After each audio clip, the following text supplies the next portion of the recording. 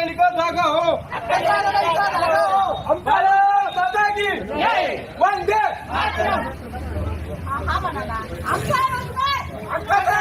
आमचा रोजगार अट्टालिका जागा हो,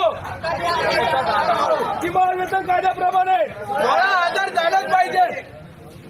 प्रणालीत श्रमिक मजदूर संघ यांचा आज 20/12/2024 रोजी तहसील कार्यालयावर मोर्चा काढण्यात आलेला आहे।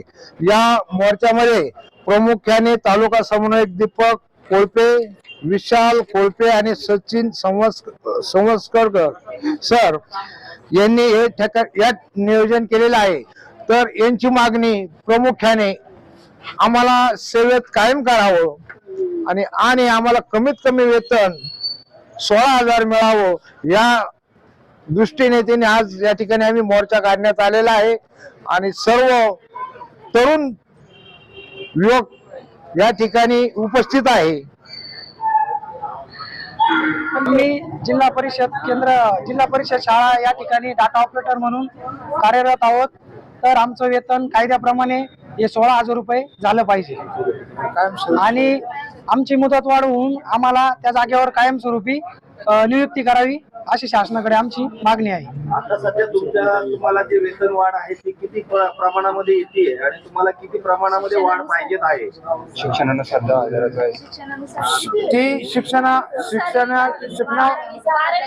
शिक्षणाप्रमाणे 12वीला 6,000 रुपये, 15वीला 8,000 रुपये आणि डिग्रीला ना 10,000 रुपये। तुम्ही किती वर्षापासून याच्यामध्ये सर्व्हिसला? आम्ही आता 4 महिने पूर्ण झालेले व आमची सेवा ही 6 महिन्यांसाठी त्यांनी सांगितलेली आहे। तर आम्हाला या सेवेमध्ये मुदत वाढ पाहिजेत आणि त्यांनी त्यानंतर आमच्यासाठी ना शासकीय सेवेत आम्हाला रुजू केलं पाहिजेत। आम्ही जिल्हा परिषद मध्ये डाटा ऑपरेटर या पदावर आहे, तर त्यांनी आम्ही गेल्यानंतर कोणी ना कोणी त्या जागेवर भरणार, त्यापेक्षा आम्हालाच का नको ती जागा, तर त्यांनी आम्हाला त्या जागेवर रुजू केलं पाहिजे। डाटा एंट्रीसाठी ह्या इंटरव्ह्यू होत असतात का त्यांचा कॉन्ट्रॅक्ट बेसवर तुम्ही अवलंबून राहा? नाही, त्यांनी तर सध्या प्रशिक्षणार्थी म्हणून घेतलेले आम्हाला 6 महिन्यासाठी।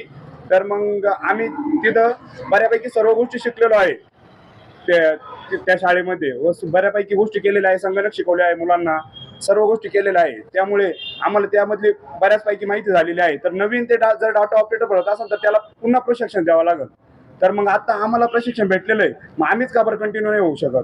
त्यासाठी आमचे सरकारकडं तहसीलदार साहेबांकडे आमची मागणी आहे का तुम्ही सरकारला हे आमचं पत्र पाठवावं आणि त्यांना सांगावं का हे पोरं इथंच कंटिन्यू करा, कारण की यांचं प्रशिक्षण झालेलं आहे। असे किती युवक आणि युवती आहेत ते तुम्ही आता डाटा एंट्रीच्या कामासाठी मगना?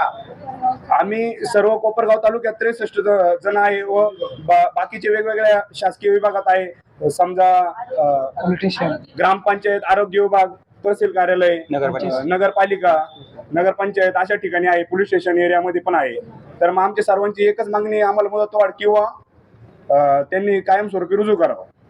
आज या ठिकाणी तुम्ही तहसील कार्यालयात या ठिकाणी तुम्ही निवेदन दिलंय, उद्या डेप्युटी कलेक्टर असतील, कलेक्टर या ठिकाणी तुम्ही निवेदनाच्या माध्यमातून जाऊ शकता का? हो, जाऊ शकतोय। जर आमचा या तहसीलदार साहेबांना आम्ही निवेदन दिलेलं आहे, त्याचा जर लवकरात लवकर निर्णय नाही आला आमच्यापर्यंत तर आम्ही डेप्युटी कलेक्टर साहेबांपर्यंत नक्कीच जाणार आहे। यापेक्षा अजून मोठा मोर्चा घेऊन जाणार आहे। श्रमिक मजदूर संघ, मुख्यमंत्री युवा कार्य प्रशिक्षणार्थी संघटना कोपरगाव, आम्ही आता 4 महिन्यापासून जिल्हा परिषद शाळेत आम्ही सर्वजण कार्यरत आहोत। कोपरगाव तालुक्यातून 63 आहे, त्याप्रमाणे पूर्ण महाराष्ट्रातून 1,60,000 पर्यंत संख्या आहे।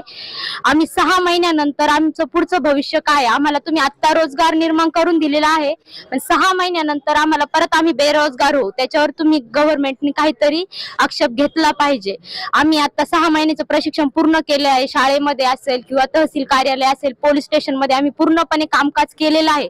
आम्हाला 6 महिन्यांचा अनुभव झालेला आहे। 6 महिन्यानंतर जर तुम्ही आम्हाला काढून दुसरे कोणी टाकले तर तुम्हाला परत प्रशिक्षणार्थी म्हणून त्यांना परत पूर्ण शिक्षण द्यावं लागेल। तर त्यापेक्षा आम्ही पूर्णपणे आता शिक्षण घेऊन आम्ही प्रिपेअर झालेलो आहोत आता 6 महिन्यामध्ये। तर आम्हाला ह्या 6 महिन्यानंतर तुम्ही कालावधी वाढून द्या, पगार वाढून द्यावं, त्याप्रमाणे ज्या सरकारी नोकरदारांना ज्याप्रमाणे सवलती देऊन पूर्णपणे सुट्ट्या वगैरे व्यवस्थित हे करून ज्याप्रमाणे तुम्ही रुजू करून घेतात त्याप्रमाणे आम्हालाही रुजू करून घ्या। सम्यक फाउंडेशन तर्फे आम्ही हा मोर्चा काढलेला आहे। तर आम्हाला संस्थापक विधाते सर व आमच्या सविताताई विधाते सर, त्याप्रमाणे आमचे सोनवणे सर आम्हाला आज इथे आलेले आहेत।